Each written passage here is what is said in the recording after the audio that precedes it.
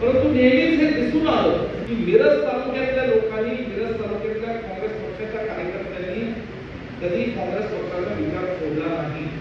या सांगली जिल्ह्यामध्ये या मिरज तालुक्यावर आपल्याकडे लक्ष दिलं पाहिजे आणि म्हणून कदम साहेबांनी धाडसाने निर्णय घेतला की ज्यावेळेस ते राज्याच्या कॅबिनेटमध्ये ज्येष्ठ मंत्री म्हणून काम करत होते त्यावेळेस मुद्दामन आणि जाणीवपूर्वक ऑफिस पाहिला त्यांनी महामंडळाचं अध्यक्षपद दिलं आणि या मिरज तालुक्यामध्ये लाल दिव्याची गाडी आणण्याचं काम हे कदम साहेबांनी ऑफिसबाईच्या रूपाने केलं.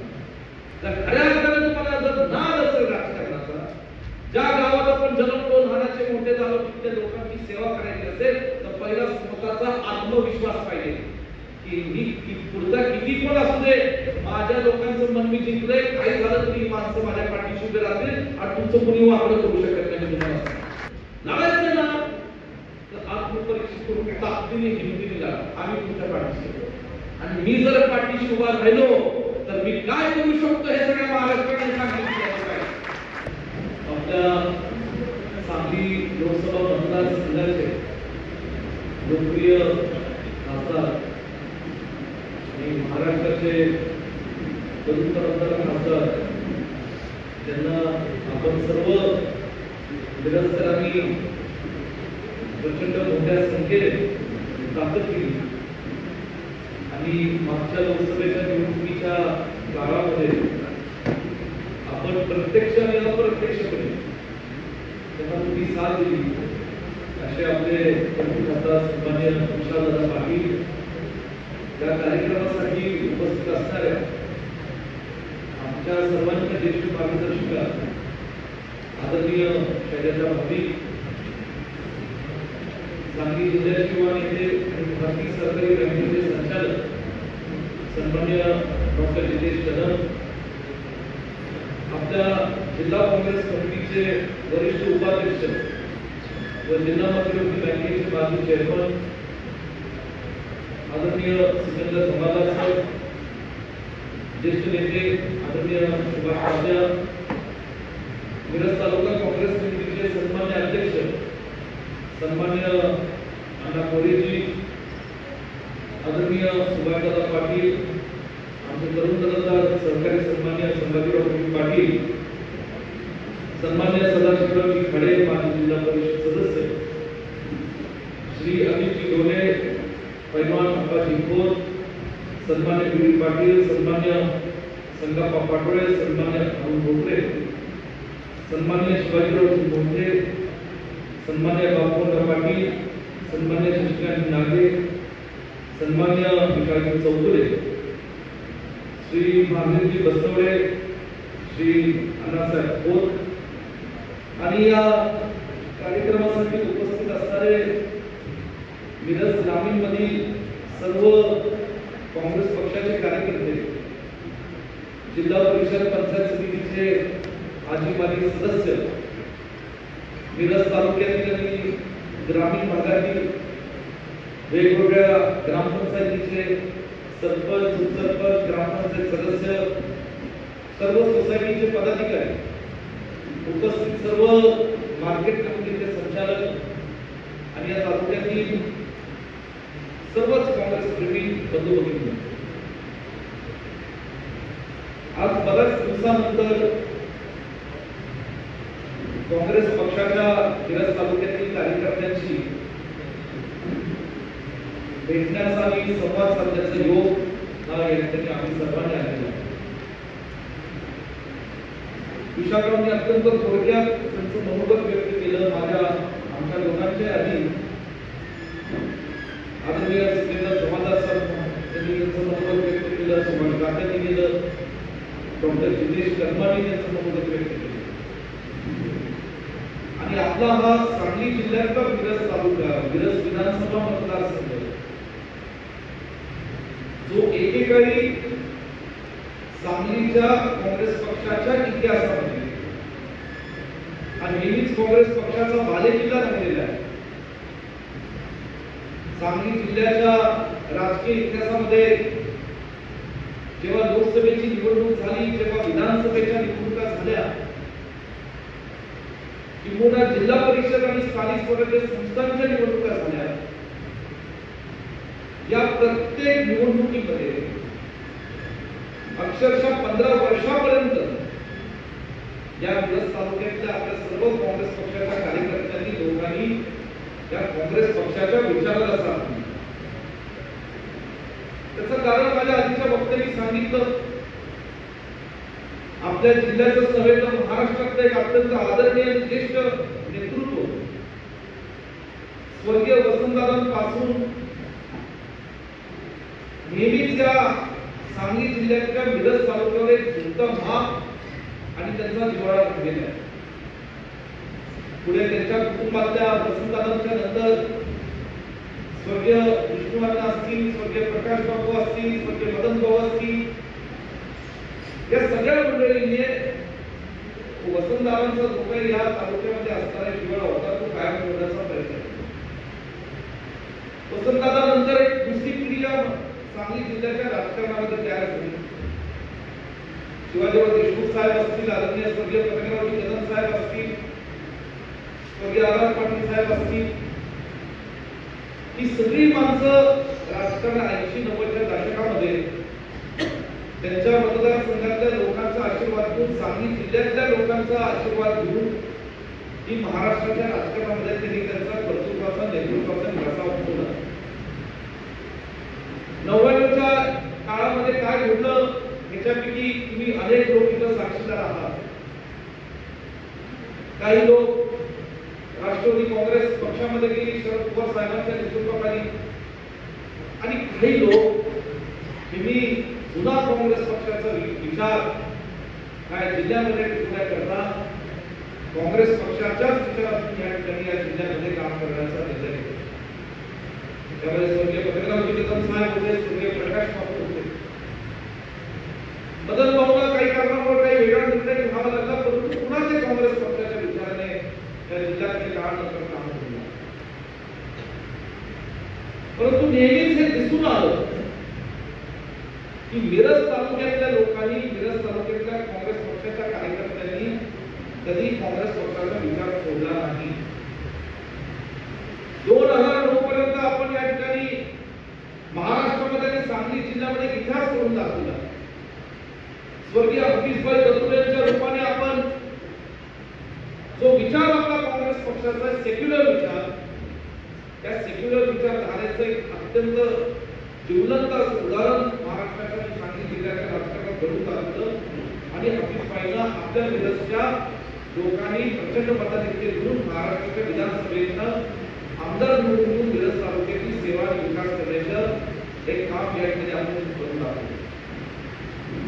हफीजभाई यांनी 9 वर्ष काम केलं.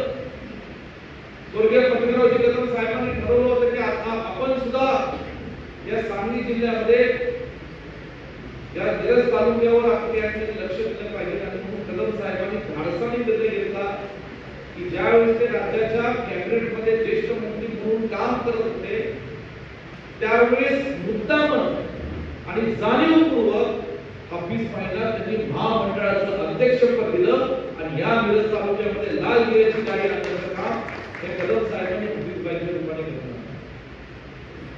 ते सांगण्याचं कारण एवढं की जेव्हा आपण सत्तेत होतो त्यावेळेस नेहमीच सांगली जिल्ह्याबरोबर मिरज तालुक्यातल्या लोकांना कसं विकासाच्या बाबतीत न्याय देता येईल ही भूमिका त्यावेळेस हफीजभाईंनी पार पाडली, स्वर्गीय पत्रकारावजी कदम साहेबांनी पार पाडली, स्वर्गीय प्रकाश बाबूंनी पार पाडली, काही काळ प्रतीक दादा या ठिकाणी जिल्ह्याचे खासदार मंत्री म्हणून केंद्रात काम करत होते त्यांनी पार. हे सांगण्याचे एक असा कुठे ना कुठे ज्या वेळेस या ठिकाणी मिरजचा प्रश्न आला तरी तुम्ही म्हणजे विचार केला नाही की त्या हाताने मदत करण्याची भूमिका त्या जिल्ह्यातल्या काँग्रेस पक्षाच्या नेतृत्वाने सातत्याने मिरज ग्रामीणच्या लोकांना देत आहे.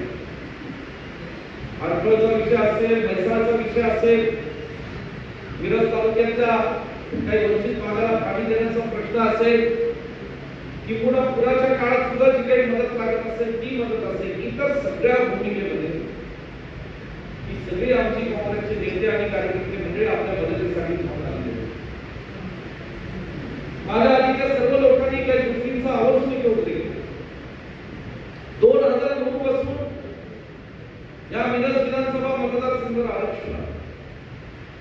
विधानसभेत आरक्षण आलं म्हणून जत तालुक्यातली काही मंडळी येथे येऊन ठीक आहे, त्या काळात परिस्थिती वेगळी झालेली होती. 2007 आणि 2009च्या कालावधीत पुढे जाते काही बदली काही लोकांनी जाणीवपूर्वक घडून आणलेल्या होत्या आणि त्याच्या पार्श्वभूमीवर काही लोकांनी राजकारण केलं आणि त्या राजकारणाच्या जीवावर या ठिकाणी त्यांनी विधानसभा लढवली आणि दुर्दैवाने 2014ला पुन्हा आपल्या सगळ्यांचे महाराष्ट्राचे वातावरण झालं राजकारणाचं. तेच वातावरण दुर्दैवाने आपल्याला सांगली जिल्ह्यात होतं. या सगळ्या परिस्थितीत मला आठवतं त्यावेळेस 2014ला कदम साहेब, आर पाटील साहेब, जयंत पाटील साहेब ही तीनच काँग्रेस पक्षाचे किंवा काँग्रेस महाविकास आघाडी म्हणा की लोकशाही आघाडी म्हणा असे 3 आमदार त्या काळामध्ये निवडून आले. पुन्हा 14 ते 18, 19च्या कालावधीमध्ये स्वर्गीय मदन भाऊंचं निधन झालं, स्वर्गीय आर रावांचं निधन झालं, स्वर्गीय पृथ्वीरावजी कदम साहेबांचं निधन झालं आणि त्यांच्या जागेवर त्या मतदारसंघातल्या लोकांनी स्वर्गीय म्हणजे आर रावांनंतर आदरणीय सुमनते असतील, कदम साहेबांच्या नंतर प्रदेशकडे गावातल्या लोकांनी मला असतील, आम्हाला महाराष्ट्रात काँग्रेस पक्षाच्या विकासाचं काम करण्याची संधी. खरं फार कठीण काळात आपण मागचे 10 वर्ष गेले 15 वर्ष आपण जातो याची हिंमत नाही. आम्हाला सगळ्या कुटुंबातल्या लोकांना तर जे आमच्या कुटुंबातलं वडील काम ते आमच्यातनं अचानकपणे गेलं, पण जे लोकांचं कार्यकर्त्यांचं प्रेम आम्हाला मिळालं त्या लोकांच्या आणि कार्यकर्त्यांच्या प्रेमावर आम्ही सातत्याने जिल्ह्यामध्ये काम करत. 2019ला आम्ही विशाळरावांसाठी तिकीट त्यांना मिळावं यासाठी खूप मनापासून प्रयत्न आहे. परंतु राजकारण कसं कुठं कधी शिकलं ते थोडंसं आम्हालाही लक्षात नाही आलं, कारण त्या काळात आम्ही सुद्धा नव्हतो. ते कुठलं तरी मराठी एकदा ऐकलं होतं नवा होतो, तसं आम्ही नवं होतो. मी नुकताच 18ला आमदार झालो आणि 19 आम्ही विशाळरावांच्या लोकसभेच्या उमेदवारासाठी लढलो. पण या महाराष्ट्राच्या देशाच्या राजकारणात भानगड अशी की एखाद्या गोष्ट आपण करायला गेलो तर ती पहिलं मुंबईला जाते, दिल्लीला जाते, दिल्लीतून आणखी कुठेतरी जाते, मग परत खाली येते, परत खालून जाते आणि मग कुठेतरी नेमकं होत असते. होतं काही गोष्टी 2021ला कारण आता आम्ही ठरवलं होतो तरी सुद्धा आम्ही महाविकास आघाडीचं काँग्रेस राष्ट्रवादीचे आमदार मोठ्या संख्येने निवडून आले. शिवसेना हा पक्ष कुठून आपल्या सोबत आला आणि सरकार अचानक बनलं. त्यामध्ये तुमच्या आशीर्वादाने मी राज्यमंत्री म्हणून काम करू लागलो. नेमकं त्या काळात कोविडचा काळ आपल्या सर्वांना दिसतो. कोविडच्या काळात तसं फार गोष्टीला बंधनं होती. लोकांचं प्राण वाचवणं, लोकांना आरोग्य सेवा देणं, लोकांना हॉस्पिटलच्या माध्यमातून उपचार उपलब्ध करून देणं हे सगळं त्या काळात महाविकास आघाडीचं सरकारचं कर्तव्य होतं. हे सगळं होत असताना जेव्हा कोविड निघून गेला तेव्हा मी आणि आमचे सगळे सहकारी आम्ही कामाला सुदैवाने त्यावेळेस विक्रम सावंतही काँग्रेस पक्षाचे आमदार म्हणून जत तालुक्यातनं निवडून आलेले होते आणि आम्ही सगळ्यांनी ठरवलं, विशेषतः मी ठरवलं होतं यावेळेस की जे काही जुनं आता असेल ते सगळं बाजूला ठेवायचं आणि ह्या निवडणुकीमध्ये काँग्रेस पक्षाचाच खासदार सांगली जिल्ह्यातला करायचा हे मी चंद मानला होता. त्यासाठी आम्ही हळूहळू सुरुवात पहिली सुरुवात झाली एका मोठ्या मेळाव्यात भारत जोडो यात्रेमध्ये आम्ही हजारो लोक आपल्याला आठवत असेल मिरजमध्ये सुद्धा आपण एक बैठक घेतलेली होती आणि संपूर्ण जिल्ह्यामध्ये हजारो आपण गाड्या 4 चाकी बसेस जे आपले आदरणीय नेते राहुल गांधी कन्याकुमारीपासून श्रीनगरपर्यंत 3.5 किलोमीटर पायी चालत होते. त्यामध्ये आपण जवळजवळ 10 ते 15,000 लोक सांगलीपासून हिंगोलीपर्यंत इतकं मोठी सुरुवात झाली. मग सिद्धरामय्या साहेब जे धनगर समाजाच्या आमचे सर्वसामान्य कुटुंबातले व्यक्तिमत्व ज्यांना कर्नाटकाचं मुख्यमंत्री पद मिळालं होतं त्यांचा सत्काराचा कार्यक्रम झाला. काँग्रेस पक्षाचा मला सूचना आली आदेशाने की विश्वजितराव तुमच्या मतदारसंघात ठेवा. म्हणजे माझ्या मतदारसंघात कशाला ते म्हणजे आम्हाला खात्री आहे की तुमच्या मतदारसंघात कार्यक्रम झाला तर 50,000 लोक सहज येतील. मी म्हणतो तुम्ही त्याची काळजी करू नका, कार्यक्रम हा सांगली शहरात होणार आणि जिल्ह्यातल्या 50,000 लोक आणण्याची जबाबदारी आम्ही निश्चितपणे पार पाडू. परंतु जिल्ह्यात आम्हाला कार्यक्रम शहरात करायचा आहे जेणेकरून वातावरण निर्मित आणि तुमच्या सगळ्यांच्या मदतीने त्यात सगळ्यांनी कष्ट उचलले विशालरावनी कष्ट उचलले, जिथे डॉक्टर नितेश शर्मांनी पलूस कडेगाव खानापूर आटपाडी या परिसराची जबाबदारी घेतली, त्यांनी कष्ट उचलले, सगळ्यांनी कष्ट उचलले, सगळे तालुका अध्यक्ष राबवत होते, काँग्रेसचा कार्यकर्ता राबवत होता आणि आपण केवळ 5 ते 6 दिवसात 50-60 हजार लोकांचा मेळावा आपण सिद्धरामय्या साहेबांचा सत्कार आपण सांगली शहरात केला. की तिथं जाहीर केलं होतं की महाराष्ट्राची जेव्हा मध्ये लोकसभेची निवडणूक होईल, देशाची जेव्हा लोकसभेची निवडणूक होईल, त्यावेळेस त्याची सुरुवात लोकसभेचा खासदार म्हणून सांगली जिल्ह्याच्या मातीतून होती. तिथं जाहीर केलं होतं. अनेक नंतर कार्यक्रम होत गेले. आम्ही पदयात्रा जिल्ह्यामध्ये काढल्या, त्याला तुम्ही उत्स्फूर्त प्रतिसाद दिला, आम्हाला साथ दिली. हे सगळं मी का सांगतोय? कारण कुठेतरी मला जाणवतं की मागच्या लोकसभेत आपले 31 खासदार आले, सगळ्यांना महाविकास आघाडीचं एकदम जबरदस्त असं वातावरण झालं. हो, वाटलं, आम्हालाही वाटत होतं की आता वातावरण महाराष्ट्रामध्ये जनता आपल्या सोबत आहे, लोक आपल्या सोबत आहेत. परंतु कुठेतरी आम्ही गाफील राहिलो. त्या गाफीलमध्ये सत्ताधारी पक्षाने अनेक गोष्टींचा गैरफायदा उचलला, सत्तेचा गैरवापर केला आणि त्या फक्त 6 महिन्याच्या कालावधीमध्ये अशा काही गोष्टी घडल्या ज्या देशाला माहिती आहे, मला माहिती आहे की जर महाराष्ट्राच्या लोकशाहीला, देशाच्या लोकशाहीला कलंक लावणाऱ्या करायला आणि या ठिकाणी त्या घडत गेल्या आणि कुठेतरी महाराष्ट्राच्या विधानसभेमध्ये अनपेक्षित धक्कादायक असा निकाल आम्हाला सगळ्यांना पाहिला. थोडं कुठेतरी कार्यकर्ते त्या निकालानंतर थोडी डिस्टर्ब झाली, खचली. बरोबर आहे, स्वाभाविक आहे, माणसाचा स्वभाव असतो. एखादा ग्रामपंचायतीला उभे राहिलेला सरपंच पदाला उमेदवार असेल, त्या सोसायटीला सुद्धा उभा राहिलेला आपला संचालक पदाचा उमेदवार असेल, तो सुद्धा पडला तर 2 दिवस घरातून बाहेर पडत नाही, एवढा तो डिस्टर्ब झालेला माणूस. हे स्वाभाविक आहे. पण आता 6 महिने झाले महाराष्ट्रामध्ये काय काय चालू आपण बघताय. महाराष्ट्राचे कॅबिनेट मंत्र्याने 6 महिन्याच्या आतच राजीनामा दिला. आम्हाला त्याच्यावर बोलायचं. महाराष्ट्रामध्ये काय काय घडलं होतं आपण पेपर वाचतो, आपण टीव्हीवरच्या बातम्या पाहत असतो, ऐकत असतो. आपला हा महाराष्ट्र छत्रपती शिवरायांचा, छत्रपती शाहू महाराजांचा, फुले शाहू आंबेडकरांच्या विचाराचा महाराष्ट्र हा आता राहिलाय का, हा प्रश्न करत तुम्ही आम्ही सर्व लोकांनी आता विचारण्याची आवश्यकता असं मला वाटतं. हा राहिलेला नाही आणि म्हणून या ठिकाणी आज बघतो की ज्या विधिमंडळात आम्ही काम करतो त्या विधेयकाचे आमदारच एकमेकांच्या अंगावर उठलेले आहेत. अशी दुर्दैवी परिस्थिती आम्हाला या ठिकाणी पाहायला हे महाराष्ट्राच्या इतिहासात कधी घडलं नव्हतं. आणि म्हणून आपल्या सर्वांना सांगायचं की जे अशक्य होतं ते सुद्धा शक्य होऊ शकतं. 2 वर्षापूर्वी कुणाला वाटत होतं की सांगली जिल्ह्यामध्ये या ठिकाणी काँग्रेस पक्षाचा आमदार किंवा काँग्रेस पक्षाच्या विचाराचा खासदार निवडणूक लढेल आणि आम्ही या ठिकाणी विशाळांनी सांगितलं, वातावरण तयार केलं.